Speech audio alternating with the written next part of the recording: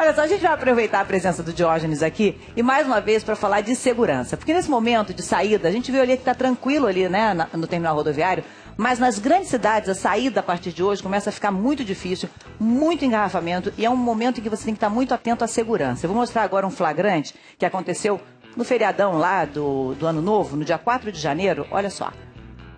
O trânsito estava parado, 2 homens armados se aproximam, chegam a pé e assaltam as pessoas desse carro preto aí, olha. A moça ainda reage, ela não quer dar a bolsa de jeito nenhum, porque como está engarrafado, eles não vão levar o carro. Os outros começam a sair. E que ela correu risco, né? Que ela puxou a bolsa. Ele tá lá. E ela também. Estavam armados. Depois a gente soube que a arma era de brinquedo, mas ela também não sabia naquele momento. Até descobrir isso. A gente até percebe ali, se a gente olhar a imagem de novo, que o carro de trás começa a fechar a janela, assim, lentamente. É verdade. Diógenes, num engarrafamento, tem como a gente tentar se prevenir de alguma coisa? Olha, Fátima, o melhor nessas condições é realmente manter as portas travadas e os vidros fechados e ficar atento. Quando o criminoso percebe que a vítima está atenta, ele escolhe um outro alvo. Esse é o criminoso que é o fator surpresa sempre só para ele.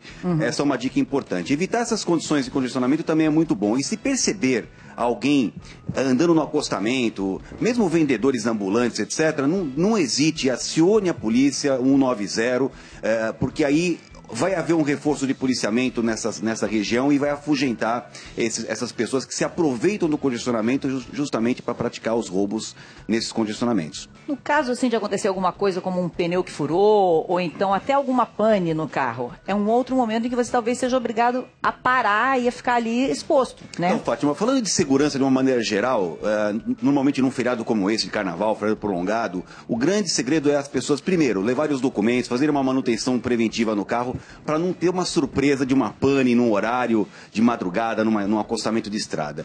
A segunda coisa, planeje a sua viagem de modo que você evite essas condições de condicionamento.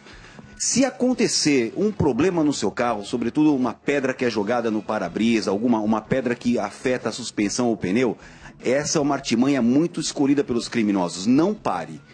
Siga o seu caminho, não tem problema que o carro está mais ou menos roto, está meio quebrado, vai embora, só pare. Sendo possível, continua andando. Exatamente, não pare, porque a estratégia dos criminosos é justamente essa, ele causa um acidente proposital e já espera que a pessoa pare ali, dos 20 metros, quase que se oferece para ajudar, né? Exatamente. Então, se o sujeito, se a vítima, né, nesse caso, tem essa conduta de prosseguir viagem, mesmo com o vidro quebrado, mesmo com o pneu estourado, a suspensão meio danificada, e parar num posto de gasolina, pedir apoio para uma base da polícia rodoviária, estadual, federal, não importa, isso vai transformar essa pessoa num alvo pouco atrativo, ou seja, vai dificultar a ação do criminoso. Isso é muito importante, é uma prática que os criminosos utilizam muito, de criar um dano, né? Um ovo no para-brisa, que a pessoa liga o para-brisa, fica difícil de ver. Manda da passarela, uma pedra. Eu já passei exatamente por passarela. aquilo ali. O quê? Ali do que a gente mostrou? A mesma coisa lá em Salvador.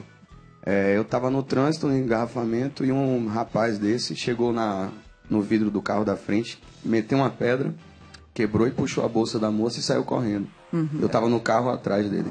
Essa é uma prática muito comum, jogar pedras dos viadutos ou então pedras na própria rodovia que afetam a suspensão ou pneu do carro. Acho que você também pode ajudar com uma outra coisa que você estava contando quando a gente começou a falar sobre esse assunto, que é quando a pessoa faz uma parada, às vezes, num posto. Você estava até ainda com uma outra banda, não é isso? E que você foi abordado por pessoas que queriam saber para onde você ia?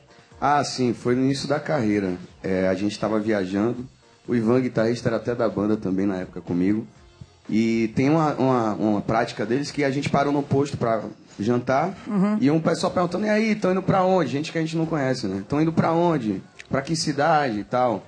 E a gente sempre já fala que vai para outro lugar.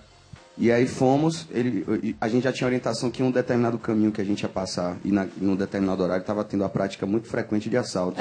Só que nós fomos, seguimos viagem e erramos o caminho.